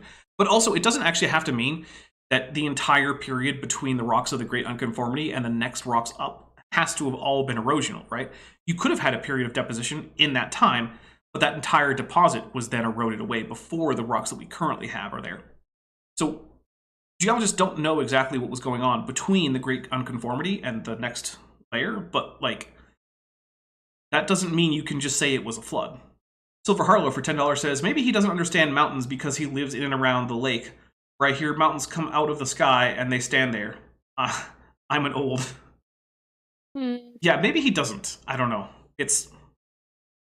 All right, well, let's continue on with hearing how he wants to say that for some reason the Great Unconformity is just a place where he can slap a great flood. They look at these unconformities as places where they don't match up together. Now, the Great Unconformity is what we find right here, right where you begin to see this Tapete sandstone. So you guys see that line right there? That little black line there? We have tilted, angled rocks down below, and then we begin to have flat horizontal rocks. This is the first of what we call the Paleozoic rocks of the Grand Canyon. Everything underneath that we refer to as Precambrian. So this is really where the fossil record begins. This is where the Paleozoic rock record begins. Okay. A couple things. In the Grand Canyon, to a large extent, yes, that's where the fossil record starts. But however, the fossil record does not start at the beginning of the Paleozoic around the world. There are lots of fossils from before the Paleozoic. There are Precambrian fossils in many places. So it's not the case. Fossil record as a whole starts in the Paleozoic. I want to toss that out there in case there's any confusion. And here we can see where the first flat horizontal sedimentary rock layers also begin, starting in the Tapete sandstone, working away all the way up through the Kaibab limestone that you're standing on in the rim of the Grand Canyon. Which is the only limestone layer that actually makes sense to be up there. Yeah. Now this contact point, this looks very different. Tilted angled rocks meeting flat horizontal rocks. Looks very different, right? And it looks like this when you're standing up on the rim. This is a picture I took, about 7 years ago from a Lippin Point. Now you can see what I mean about the vertigo, right? Like, imagine if you were standing where this person is, and you have, like, a fear of heights. Be careful when you're at the Grand Canyon. It's, like I said, it's very possible to have a very safe, fun trip. But, like, do be careful. Mm-hmm. Not a place without risk. Standing down up here, you can see tilted, angled rocks here. See how they're kind of slanted? Kind of find the river. You see how the rocks are kind of angled down until you get about halfway up. And then you hit the same Tapete sandstone right there. That same layer of rock you can kind of trace going around all the way over here. Basically, tilted, angled rocks meeting flat horizontal rocks. This is a puzzle for many geologists. Here you can see in Blacktail Canyon once again. These are the kind of the basement crystalline rocks of the Grand Canyon. What's the scale there? I have no clue. That's a great. And Beat points out that the uplift at the Grand Canyon is caused by the mantle, and not because of the Pacific Plate. Although, I believe the reason the mantle is pushing up is at least in part because of the Pacific Plate. So maybe I'm just off on that one. I'm not a geologist. Great question. So The scale, here's a good picture for scale. There you go. So here's Dr. Andrew Snelling, one of our geologists that on river trips with us. Oh, my favorite guy in the whole world, Dr. Andrew Snelling. The guy who will blatantly get up and lie. And here's why I say that he will blatantly get up and lie. We'll give a few explanations after I polish off this coffee. Because I need some kind of a drug to get through talking about Andrew Snelling. Here we go, a little bit of caffeine. Okay, so, Andrew Snelling. Why do I call Andrew Snelling a liar? Well, there's a few things. One is, he likes to get up in front of audiences and say that in order to get exquisitely detailed fossils of delicate animals like fossil insects and whatnot, you need to have rapid flood deposits, because nothing short of a global flood is sufficient to do that. And in order to illustrate this, he will show you fossils that he doesn't think are from the flood. Because Andrew Snelling is the person who basically is like in charge of the AIG where the flood boundary thing is, and he says the flood boundary is at the end of the Cretaceous. So he says that all of the Cenozoic rocks are post-flood. It doesn't matter. He'll still show you Cenozoic insect fossils and claim that they had to have been formed by a flood. He'll also do things like when he's saying, oh, these folded strata don't have any significant brittle fracture points, so they had to have formed when the sediment was still soft. And when he shows pictures of that to illustrate what he's talking about, he's conveniently put people in front of the very obvious cracks that you can see in that same formation as a result of brittle fracture that you can see in USGS pictures of the same formation. Yeah. That's why I say Andrew Snelling is a liar. Because he demonstrably lies. Like, just without even really much attempt to hide it. He says things he knows aren't true. So, whenever Andrew Snelling is involved, you can see why I take everything with a big old grain of salt, because I just don't trust him not to absolutely lie. Like, I don't mean, oh, he misinterpreted this, or I think his interpretation isn't as good as this one. I mean, he deliberately lies all the time. He's a liar. So imagine, here's the basement rocks of the Grand Canyon here, the kind of purplish rounded rocks here, and then there's a line going right across there. That's the Great Unconformity. So if I go back to here, this is basically a zoomed in section. I would say this section here is about 4 feet in height, just this section right here. And maybe even actually bigger than that, maybe about 6 to 8 feet, now that I'm thinking about it. But here you can see for scale what it looks like. Yeah, the Elusive Man says, Jesus hates liars, last I checked. Yeah, there is a whole bunch of stuff in that big old Bible there that says, like, maybe don't lie. Like, maybe that's not okay, unless it's, like, to save people's lives. Like, maybe you're saving the life of the Hebrew scouts coming into the Holy Land. Then maybe lie about that, but overall, generally don't lie. So the geologists, oftentimes, most geologists look at the Great Unconformity, and they are puzzled by it. Truth be told... I mean, kind of. Unconformities are pretty normal. Like, it's true that geologists don't have a great idea of exactly what caused this particular unconformity or why there's such a big gap between the formation of the rocks below it and the deposition of the rocks over it. But, like, it's not like it's some kind of, like, giant mystery that when it's solved, it's going to overturn all of geology. It's just like, okay, you don't know exactly what process of erosion was going on, or exactly for how long, or how consistent it was. But, like, that's not some kind of deep mystery of the... It is one of the largest geological mysteries of the Grand Canyon. Yeah, that's probably If true. you were to watch any show on National Geographic, Discovery Channel, anything like that, oftentimes, inevitably, they will talk about the Great Unconformity, because geologists are puzzled because those tilted, angled rocks that we're looking at, they should continue rising on up toward the sky. But something has happened to cut them off straight across, basically to shear them off and then stack up 4,000 feet of rocks on top of there. No. Those don't have to be the same thing, right? Erosional events don't have to be tightly connected to subsequent deposition events. They're usually not, right? Usually the thing that erodes underneath it, or at the top of it, or at the bottom, I guess, of an unconformity, is not the same thing that resulted in the deposition of all the sediments above it. That's not how this works. You don't need to find a single explanation for both the erosion and the deposition. In fact, we know for a fact, because of the nature of the rocks above the unconformity, that more than one thing caused the deposition. That's literally why they're different strata. Because remember, a stratum is basically a group of rocks that are horizontally continuous that are formed by a single depositional environment. If a flood had caused the rocks of the Grand Canyon to form, there wouldn't be separate strata. There would be one big old stratum, and it would be sorted by density. Densest stuff at the bottom, lightest stuff at the top. That is definitively, absolutely not what's happening at the Grand Canyon. So we know for a fact it wasn't a flood. Some big erosional event. Now, they're puzzled by this because we don't typically see erosional events on that scale happening in the world today. So what they do oftentimes is they say, well, we must have a tremendous amount of missing time. We must have a huge amount of time between when these rocks at the bottom were deposited and the rocks on top were deposited. That is not suggested simply by the fact that there's an unconformity, right? Absolute dating techniques have been used to determine how big the gap is between Tapete sandstone and the various rocks of the Grand Canyon supergroup, which is the rocks below the unconformity. Like, this is not a mystery. This isn't something that was inferred. It's been directly measured. And sure, he can say, well, I don't trust radiometric dating. Well, that's great, because it still works. It finds people oil wells.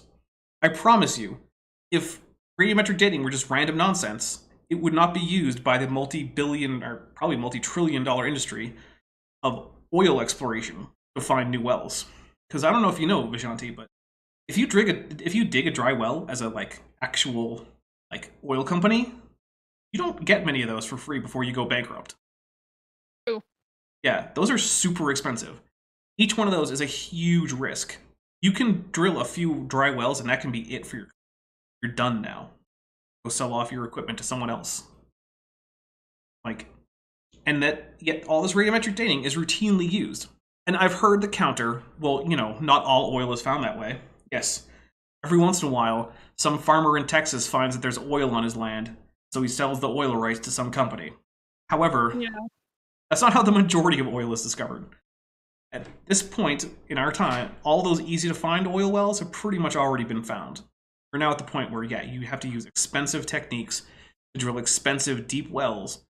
You don't know where to drill, that's it, you're done. That's why Zion Oil and Gas, the biblical oil exploration company, almost went bankrupt. Mostly because they bought the oil rights to basically all of Israel from the Israeli government. You know why? Because the Israeli government knew there wasn't really any oil, so they didn't care. Yeah. They're like, yeah, sure. Give us a bunch of money. You can drill here. Have fun, guys. Lol. Yeah. And of course, they came up dry over and over and over again, but thank goodness they had them oil exploration rights. Goodness. Thought that counts. We're missing a tremendous time period from Earth's geological history. Now, they don't quite always tell you how much time. Yeah, it's about 1 billion years or so. Because what they actually are talking about, the missing time between the crystalline basement rocks at the bottom here, these schists and quartzites and things like that, and the Tapete sandstone, the time missing between these rocks and those rocks, 1.2 billion years. I consider that to be like me saying the same number, because, one significant digit, right? So, yeah, about 1 billion years. I didn't say million, but billion. That's huge, that huge amount of number. I mean, roughly a quarter of the Earth's geological history, they say, is completely gone missing. Now, well, a quarter in terms of time, but not necessarily a quarter in terms of actual volume of rock, because remember, we don't know how much would have been deposited during that 1 billion years, right? There could have been a lot deposited and then eroded away. There also could have been very little deposited and then only a little bit eroded away. We don't know, because we don't have the rocks there. So how can you tell? You can't really. Now, one of the reasons they call for that is because of a tremendous amount of erosion. And that slow, gradual erosional process is built upon a system of thinking known as uniformitarianism. Okay, now that's the biggest word I'm going to teach you tonight, don't worry. Yeah, Fear Margot points out Israeli government being a Chad when they're not genociding Palestinians. Yeah. Yeah, really. Yeah. The fact that they gave me one quick meme about oil doesn't really forgive all the horrible things about Palestinians. Yeah. So anyway. So uniform fucking olive trees. Yeah, it's look. Neither panelist here is a big fan of the Israeli government overall. However, it is amusing they took advantage of some evangelical Christians who didn't know what the heck they were doing in terms of oil drilling. That is very entertaining to me. Yeah. So, like, you know, I can separate out that fact that that's entertaining from all the other horribleness. So. Totalitarianism, basically meaning slow, gradual, uniform change, given enough time, could add up to big features. That's true. It's also the case that geology as practiced here in the year of our Lord 2022 is not uniformitarian.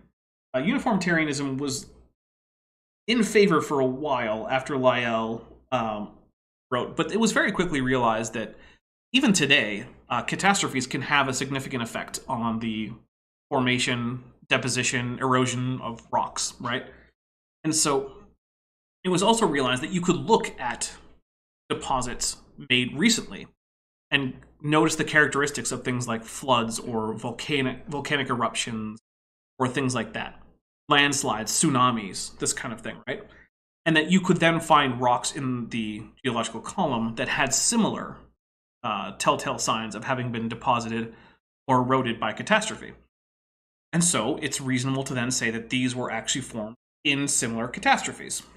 So this kind of hybrid where you say, generally speaking, most of geology proceeds via the same slow processes that we see acting today, but also sometimes this is punctuated by moments of catastrophe. That's called actualism, the actual current model which geology uses, which is to say, hey, slow processes happen slowly, fast processes happen fast, and both occurred during geological history, and we need to acknowledge that. So it's a bit of a straw man of geology to say that geology is still uniformitarianism. That's like, left that in the dust decades ago. And that idea was really coined by a lawyer turned geologist named Charles Lyell. And back in 1832, Charles Lyell published a series of 3 books called The Principles of Geology. And Charles Lyell is oftentimes looked at the father of modern day geology. Now, Charles Lyell would say that everything we see in the world around us has been happening slow and gradually. So that when we see really big features or really big missing features. Hey, guys, so in the same way that Charles Darwin isn't the saint of biology, he's not the pope of biology, Lyell is also not the pope of geology. That Charles Lyell was overstating his case for uniformitarianism doesn't invalidate modern geology. Just putting that out there. Features, it must equate to huge amounts of time. Because looking at the world today, everything's slow and gradual. He would say that. Modern geologists wouldn't. If you asked a modern geologist about the time gap here, they wouldn't say that because there's a conformity, it has to have been a long time. They would say that because we have dated rocks above and below, we know how long the time is. Because we have objective measurements of it. Also, Valkyrie Vision for $4.99 sends a keep it up super sticker with a little, I think it's a bird or maybe a pear. I'm going to go with a pear. I think it's a pear. Yeah, because that's a stem and a leaf. The pear lifting weights.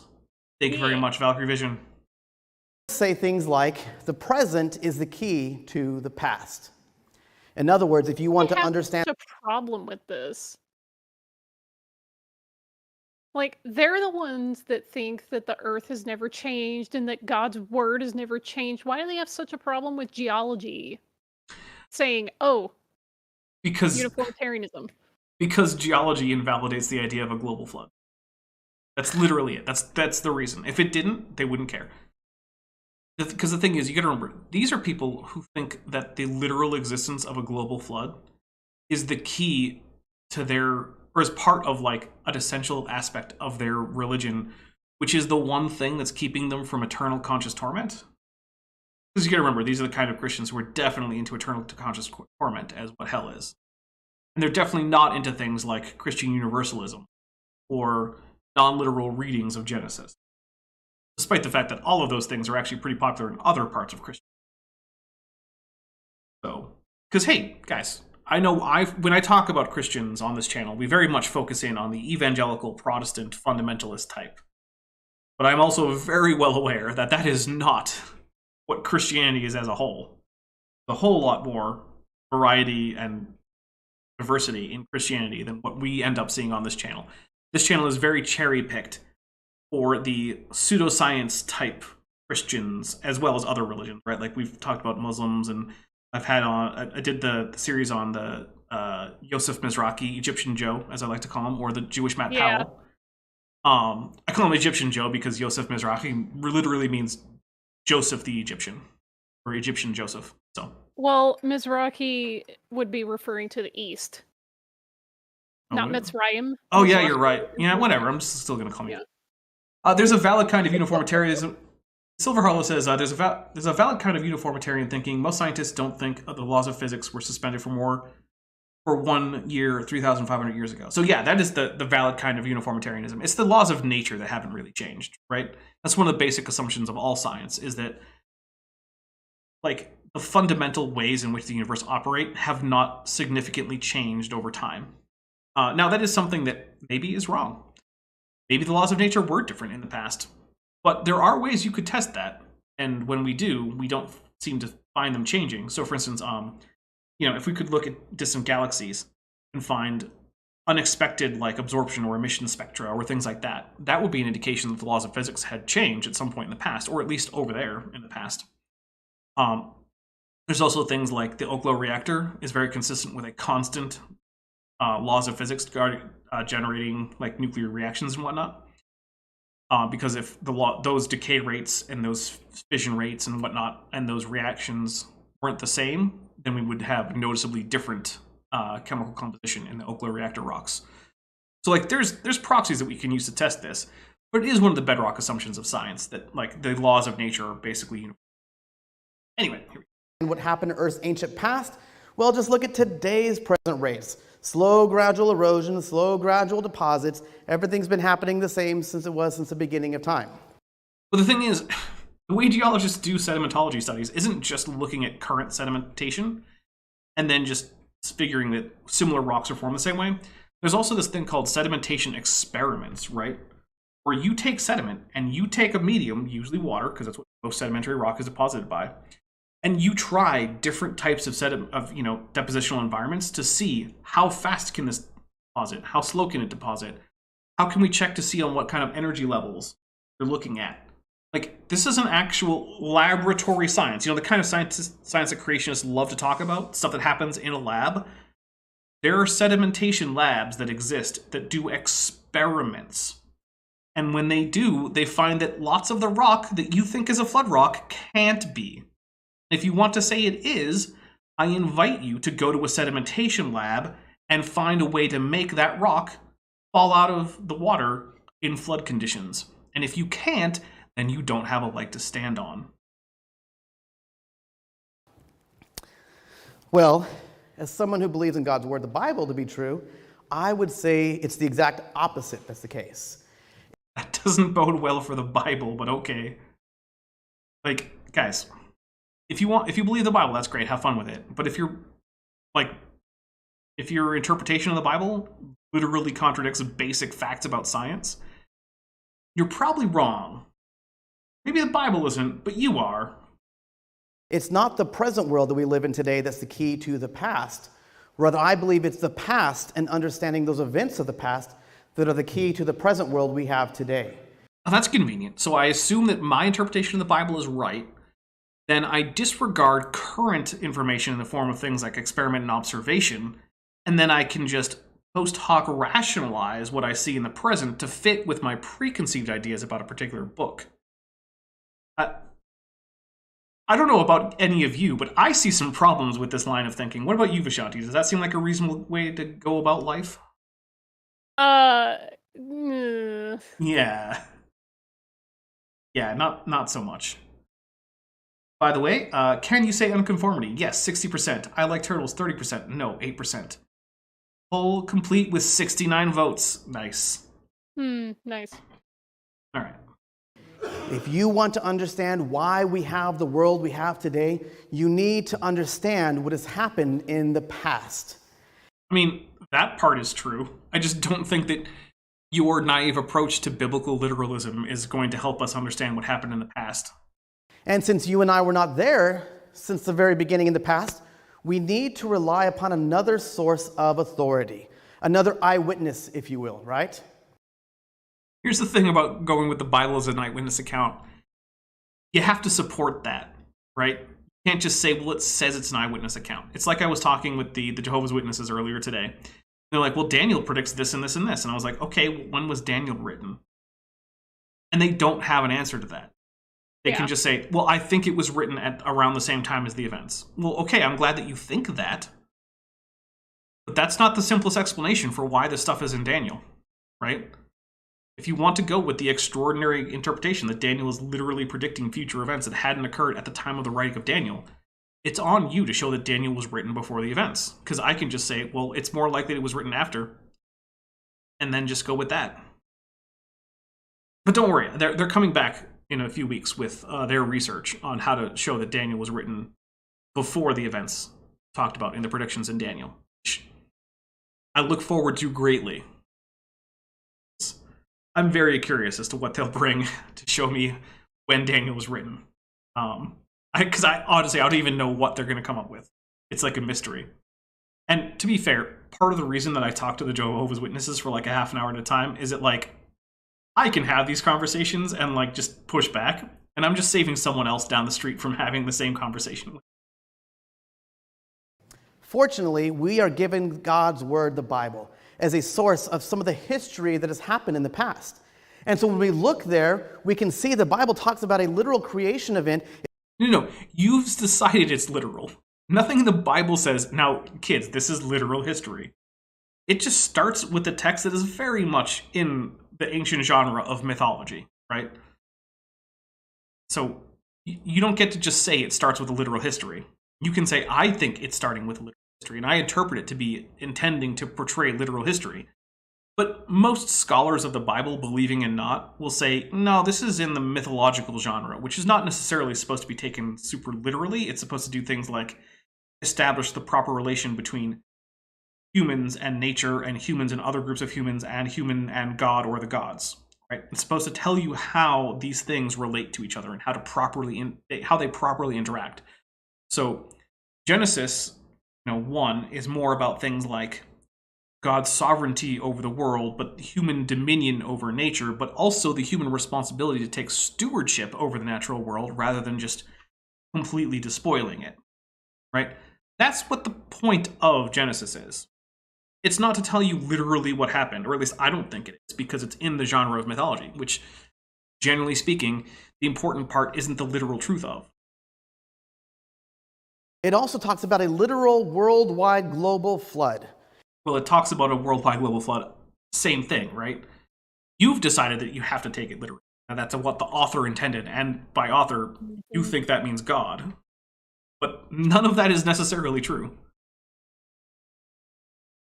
And so with Canyon Ministries, we absolutely believe God's word is true, cover to cover.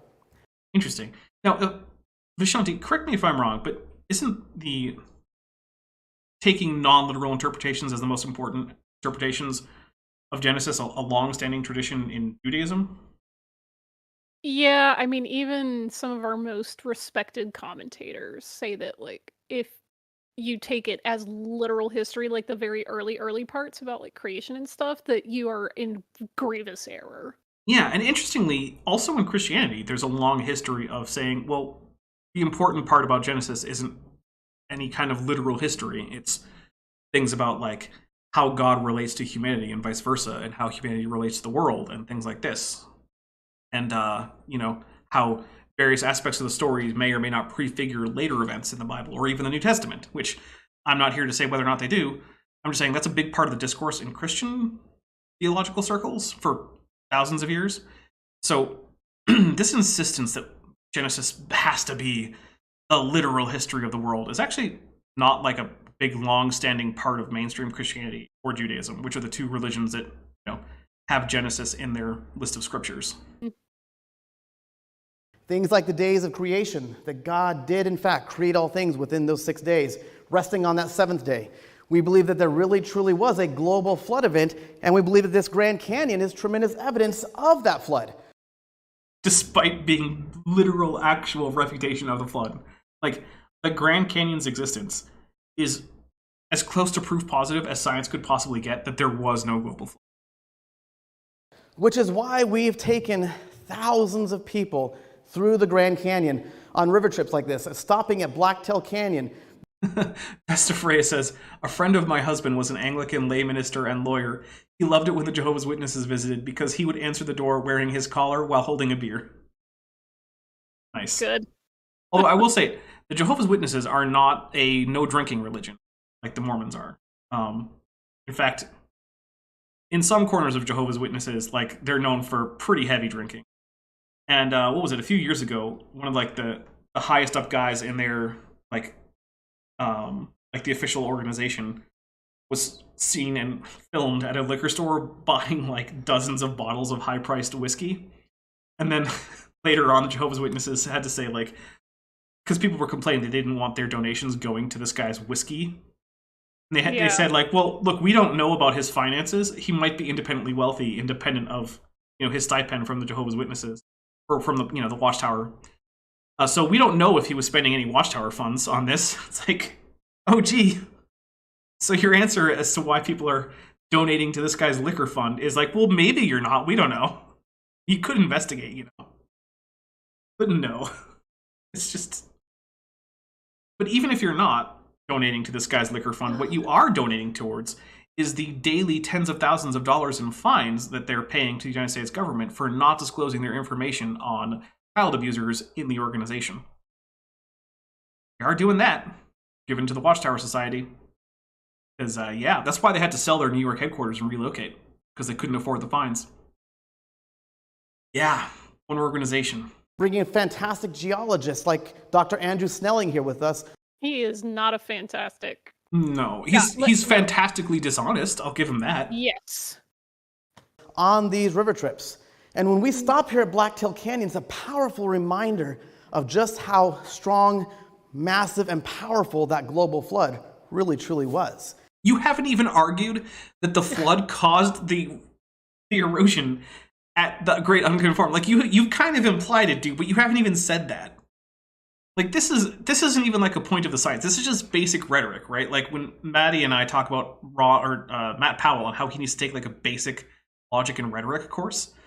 Like, dude, before you say this is a powerful example of how the flood is true, you need to actually at least tell us the basics of why you think this indicates a flood, right? Just say the words, the flood caused the erosion, and then later on, that entrained sediment could be deposited as the Tapete sandstone. Like, say something like that, right? You can't just say, oh, see, now you know, there's a great unconformity, therefore flood. That linked the two. I mean, granted, it would also be would be very silly to say that we know the flood caused the erosion of the great unconformity, and then later the same flood laid down these sediments, because that's not really much of a thing. But, like, at least you could try. It would be a thought, instead of just nonsense. But guys, we're going to start wrapping this up, because you know what? We have been going for just about 2 hours. And I'll start doing some channel news and stuff. But first, Vishanti, do you have anything you want to plug? Just my Amazon wish list. There you go. Because I'm kind of going through it right now, so. Yep, guys. Vishanti's Amazon wishlist was, in fact, put into the description here. I put it in a few days ago. So you'll see there's a link to join the channel, to Benthoven's music, to my Patreon, to my wishlist, then to her wishlist, then to Ben's wishlist.